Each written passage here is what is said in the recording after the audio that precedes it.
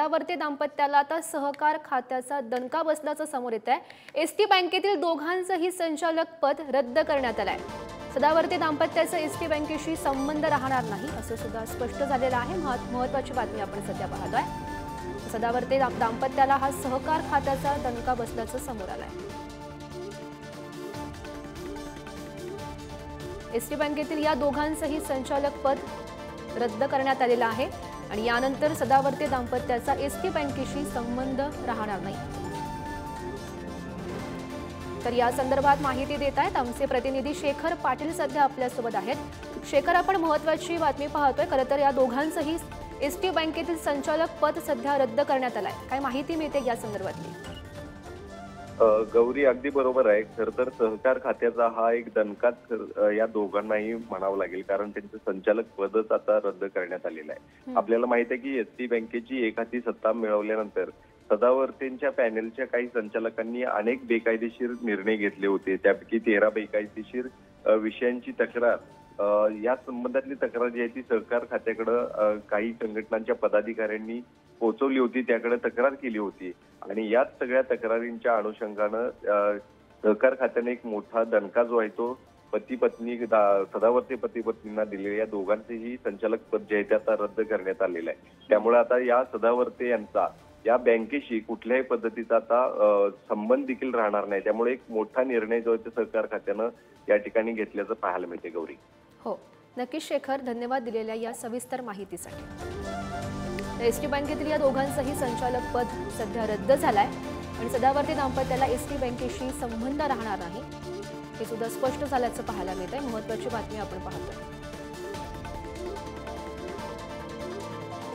सदावर्ते दाम्पत्याला सहकार खात्याचा हा दणका बसल्याचं पाहायला मिळत आहे आणि या दाम्पत्याचं संचालक पद, एसटी बँकेतील जे संचालक पद आहे ते रद्द झाल्याची माहिती मिळते।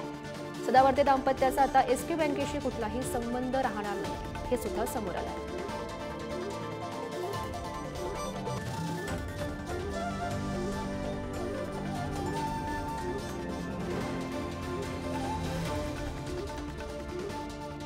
तर महत्त्वाची बातमी आपण ही सध्या पाहतोय।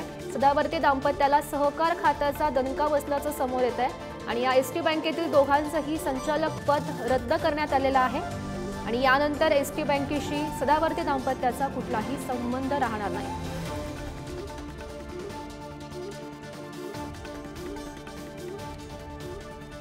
तर एसटी कर्मचारी संतोष शिंदे सध्या आपल्यासोबत जोडले गेले आहेत। संतोषजी, आपण महत्त्वाची बातमी पाहतोय। आता सदावर्ते दाम्पत्याचा जे संचालक पद होतं एसटी बँकेतील ते रद्द झालेलं आहे, तुमची प्रतिक्रिया?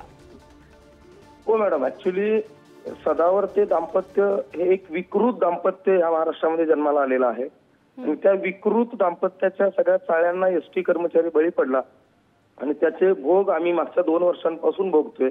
आणि यवतमाळ येथे जी सर्वसाधारण सभा झाली होती त्या सभेमध्ये आणि इतरही काही मीटिंगमध्ये बेकायदेशीररित्या सगळे शासकीय नियम, सहकार खात्याचे आदेश आणि सहकार कायदा मोडीत काढून या सदावर्ते दाम्पत्यानं काही पोट नियमांमध्ये बेकायदेशीररित्या बदल करून बँकेवरती स्वतःचा ताबा मिळवलेला होता। बँकेमध्ये संचालकासाठी पात्र नसताना सुद्धा हे दोघं जण बेकायदेशीररित्या त्या बँकेमध्ये बसलेले होते आणि मालकीपणा करत होते।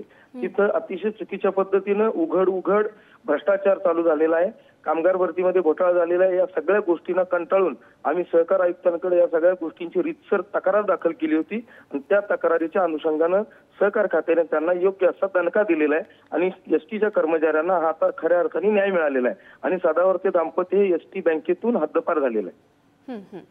नक्कीच नक्कीच संतोषजी, एसटी कर्मचाऱ्यांना मिळालेली संवाद साधला त्यासाठी।